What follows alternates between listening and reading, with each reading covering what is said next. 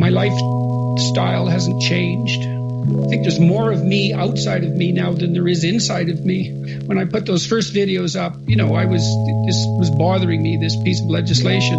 And I talked to my wife and my son sort of casually. I said, well, I'm going to make these videos, see what happens. And famous last words. The best we have might not always work, but it's still the best we have. And the fact that it might not work doesn't mean we should throw it away. It's still the best we have. I mean, everyone dies, and so we fail in some sense. The fact that a symphony ends doesn't mean that it wasn't worth listening to. There's this idea in the Old Testament, the fear of God is the beginning of wisdom. It's a pretty harsh idea, but there's something really useful about it, because one of the things you see with people all the time is that maybe they're trying to stumble forward towards their ideal, as poorly defined as it might be, but then they're afraid, right? They're afraid about what they might encounter, and that stops them, because fear does stop people. It freezes you like a prey animal.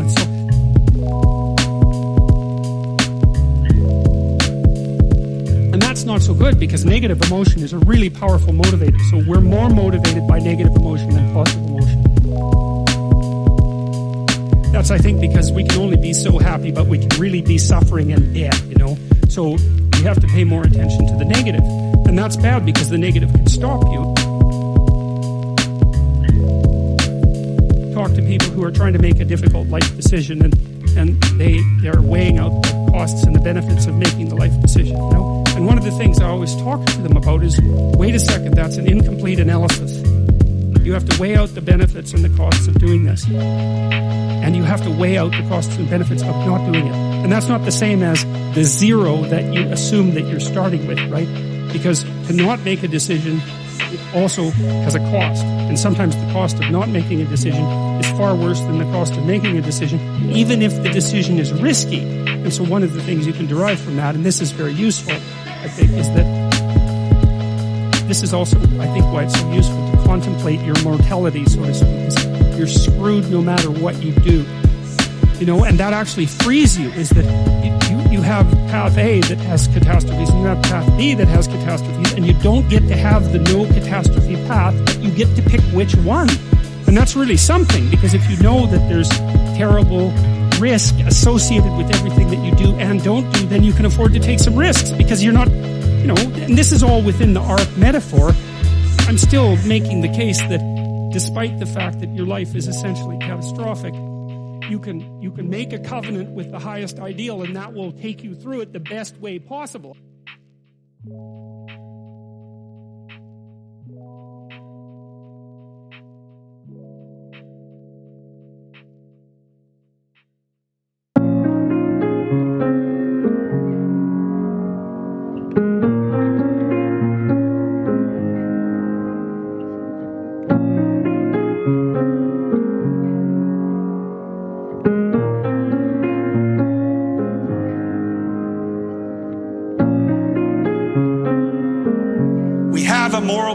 And that's the adventure of our life. That's the other thing so interesting about the Abrahamic story, is that God calls Abraham out of his luxurious slumber and sends him into a catastrophe. Tyranny, starvation, war, brutal. But he has the adventure of his life. You might say, well, it's the adventure of your life that justifies the catastrophe of your life. It's not some simple-minded, juvenile hedonism or desire for comfort. That's not what we're built for. We're built for the adventure of our lives. And where do you find that?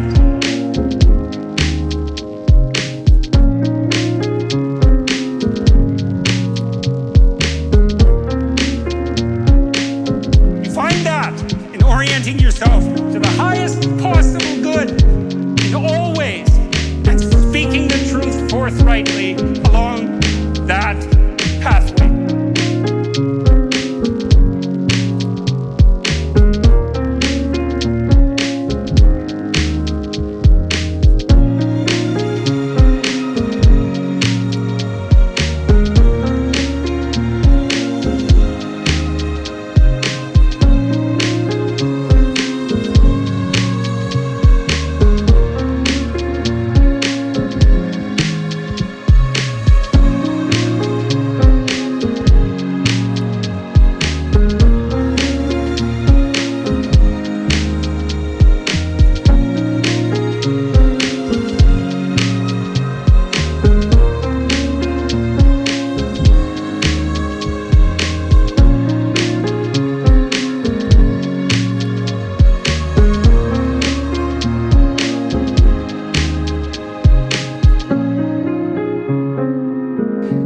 meaningful life?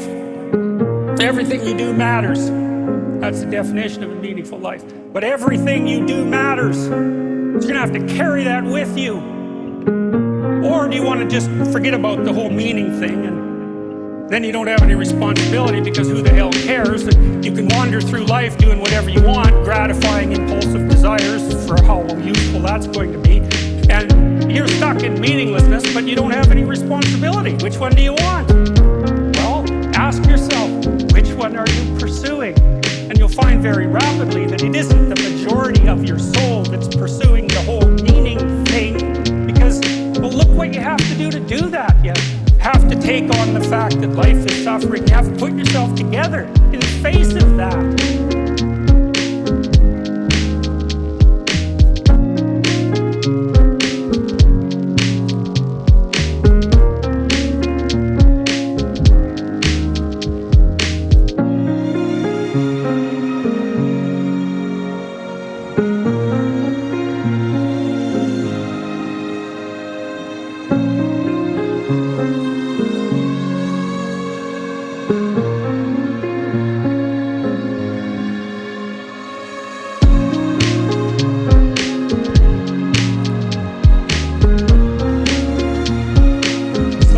That's how our civilization works. It's like there's all these rude people out there. They've got problems like you can't believe.